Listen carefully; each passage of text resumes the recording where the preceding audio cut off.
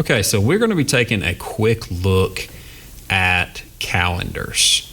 This is going to be a very beginning lesson for us. We have to start somewhere, so we're going to start at the beginning. The purpose of this assignment is going to be to break down where we even got the idea for calendars. So it's going to be going back further.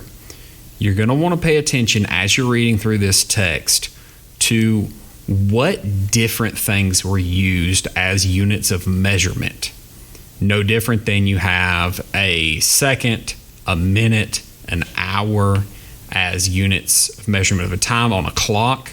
If we're paying attention to a calendar, normally we would think of days, months, and years. So that is going to be what we're looking at. What type of things did man have to be able to measure those things by? So as you're reading through, pay attention where it talks about stars, the patterns of the moon and the sun, and then you're going to get an introduction to the Julian and the Mayan and the Gregorian calendar. Read these sections, reread them, pay attention to how they relate to each other. There are relations. They inspired one another in certain ways. One of them came first. It had inspirations that led to the next. And then an issue with that one led to the development of the next. So you have to read the text first, and then that will make sense to you.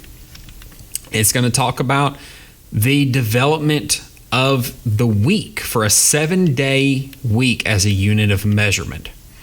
So pay attention, read through this text. It's not a lot.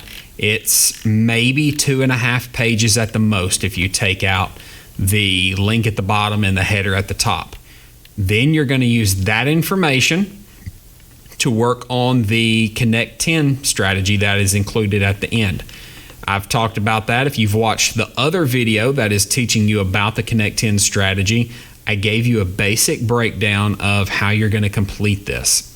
So make sure you've watched that other video first and then come back and watch this one again.